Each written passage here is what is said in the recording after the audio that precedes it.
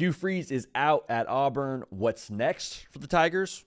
Maybe just as fair a question is who's next? We'll break it all down. First things first, if you're an Auburn fan, you are now in the coaching search category. It's unfortunate. You didn't think you'd be here when the year started, more than likely, if you were an optimistic fan. However, this is where you are. We're going to talk about your Auburn Tigers and who could be the next head coach after, of course, we unpack this whole Hugh Freeze situation. The bottom line is make sure you're subscribed so you're up to the minute informed when it comes to everything around who could be your next head coach and just Auburn in general here down the stretch. Because guess what? You still play Alabama in the Iron Bowl at your place. It is what it is.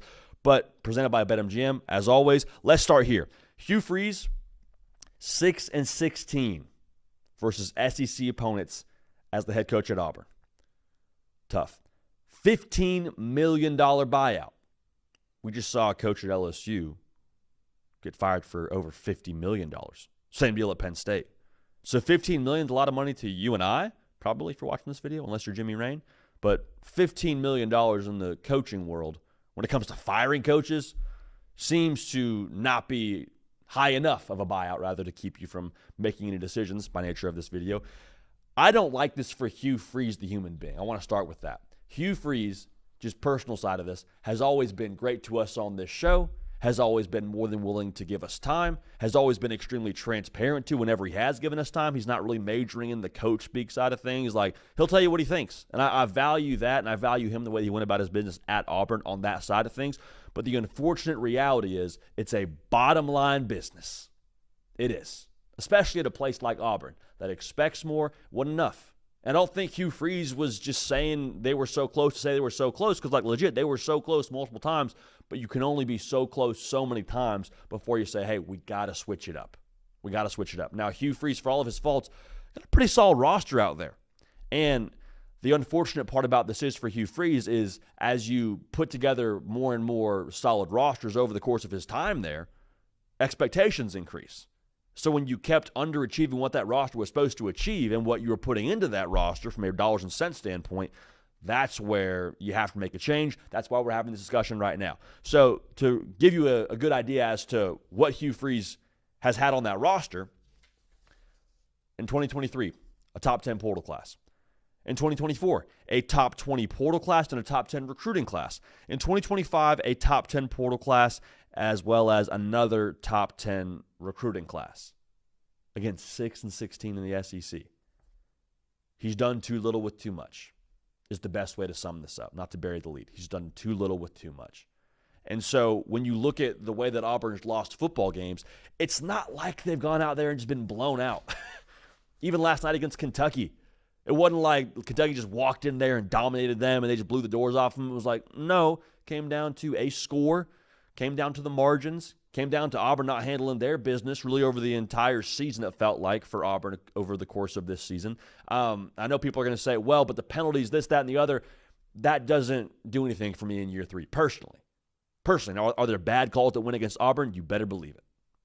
Should that factor in for something? Yeah, but maybe not in year three. Year one, sure. Year two, yeah, I hear you. In year three, we got to be able to, as a football team, overcome some adversity. And it never really felt like Auburn was a great team when it came to their response mechanism. Like, I saw Auburn have a couple of calls that, broke against them, quite frankly, in the Georgia game, but you still had Georgia on the ropes at half. You still were controlling that game for the entire first half and then went out in the second half and essentially did nothing offensively. Auburn kept losing games in a fashion in which you got to look back at the head coach and say, that's on you. This is not on the roster talent. Now, we got to execute better? Sure. But when we don't execute in crunch time over and over and over again against teams that we're pretty well matched up against, or maybe we have more talent than, it's on the head coach. Also, quarterback play. The offense was never really ever that great at Auburn under Hugh Freeze. And the reason why that's more of an indictment on Hugh Freeze is because that was kind of his calling card when you hired him over. Hey, he's kind of this quarterback whisperer. Look what he did with Malik Willis. Look at all the things that he did at Ole Miss previously. He's this offensive guru. Offense was never really that great. Quarterback play was never really that great. And to take it a step further, they took multiple quarterbacks out of the transfer portal, and unfortunately now I'd say they probably missed on both of them. Both of them being Peyton Thorne and Jackson Arnold. The Ashton Daniels conversation is still developing, but not developing enough for us to change this conversation, again, with the loss last night to Kentucky. So who's next is probably your question if you're an Auburn fan. And the first thought I have is it's Auburn. It's Auburn? Yeah, it's Auburn. You're going to take some big swings. Auburn, I think, has a little bit more juice than maybe the college football public realizes because they haven't been a top-tier team over the course of the last couple of seasons. Doesn't mean that logo and that firepower behind that logo can't go steal your head coach. I'll say that first off. Second off, though, I think John Summerall's your guy. And we say this a lot in the coaching carousel conversation when it comes to this time of year. It's always the butler. It's always the guy you most medium suspect. It's never that first candidate. I think John Summerall is going to be the first name you hear. I think he'll be hired. There's always a job or two, any given carousel, where the name at the front of the whole hiring process ends up being the guy that gets hired, the one that makes the most sense. I think this is that job. He's won everywhere. If he's not a head coach at Auburn next year, he'll be a head coach somewhere in the SEC, is my gut feel on this. 38-11 his last 4 years as a head coach. Won at Troy. He's winning at Tulane. He's a culture guy. That's the thing here with Auburn. I don't want to say that Auburn had a poor culture because I'm not in the building out there on the Plains. I don't know what it's like in that building. I've been out there and talked to people and never had anything jump up on my radar or make my antenna go up when it comes to their culture not being great. But you look at the games they're losing late, even if the culture's not bad, I need a culture that's going to go find a way to develop a killer instinct and find a way to get it done in the fourth quarter. Personnel's great, play calling's fine, whatever. You got to have a culture about yourself to go steal someone's soul in the fourth quarter, and I think John Summerall, by nature of what he's done at Troy and now Tulane, I think he brings that to the table here.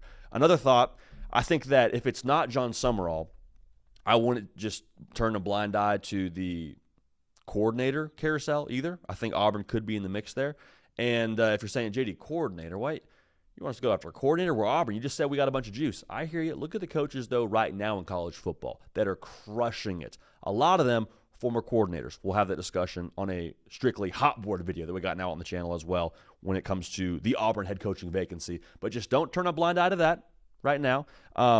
If it's not John Summerall, though, I think the blueprint for you is offensive guy who is going to recruit the same way that Hugh Freeze recruited. And you're saying, JD, it kind of sounds like we're hiring Hugh Freeze. Hugh Freeze, I think, was still in the mold that's going to work at Auburn.